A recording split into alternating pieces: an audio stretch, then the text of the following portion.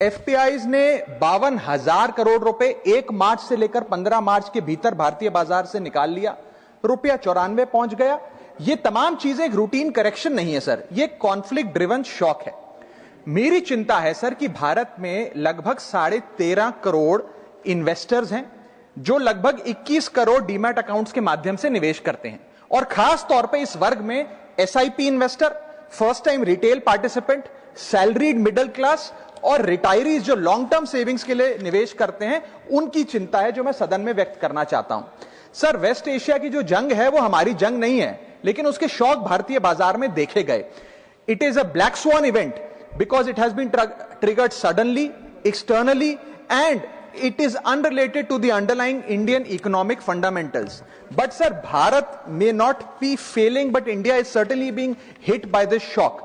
और मेरा सरकार से ये अनुरोध रहेगा that the government, when they encourage citizens to enter the global markets or the capital markets in particular, the government cannot disappear when external shocks hit the household wealth. इसीलिए मैं अनुरोध करता हूं कि कुछ रिलीफ भारत के इन्वेस्टर को सरकार द्वारा दिया जाए। पहला रिलीफ जो हो सकता है सर वो ये है कि रिटेल इन्वेस्टर को टारगेटेड रिलीफ दिया जाए।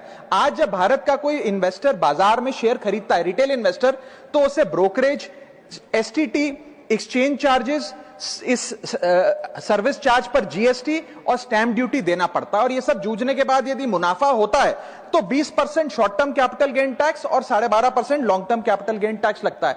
अगर कोई लिमिटेड ट्रांजैक्शन कॉस्ट पे रिलीफ सरकार दे तो इन्वेस्टर सेंटिमेंट बूस्ट हो सकता है। I am not asking for market populism sir, I am asking for targeted investor protection. मेरा दूसरा सुझाव है, अगर time bound STT relief retail investor को दिया जाए, एफएनओ सेक्टर को नहीं। एफएनओ सेक्टर में एसटीटी बढ़ाकर सरकार ने अच्छा काम किया, मैं सराहना करता हूं सरकार की, लेकिन रिटेल इन्वेस्टर के लिए अगर एसटीटी का रिलीफ दिया जाए तो एक इन्वेस्टर कॉन्फिडेंस बूस्ट हमारे बाजारों को मिलेगा, भारत के रिटेल इन्वेस्टर को मिलेगा। मेरा थर्ड सुझाव है सर कि कैपिटल लॉस को कैरी फॉरवर्ड करिए। समाप्त कर रहा हूं sir, I just need half a minute. Extend capital loss carry forwards.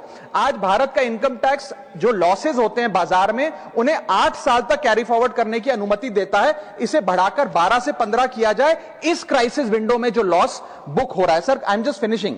Sir, special crisis period tax treatment, one time relaxation for retail taxpayer for this notified stress period. And sir, finally my suggestion is कि low friction rebalancing अगर portfolio में mutual fund investor करता है, मान लीजिए वो equity से date fund की ओर जाना चाहता है इस सेबी नोटिफाइड स्ट्रेस पीरियड में, तो उसे इसकी अनुमति मिलनी चाहिए with very limited expense ratio.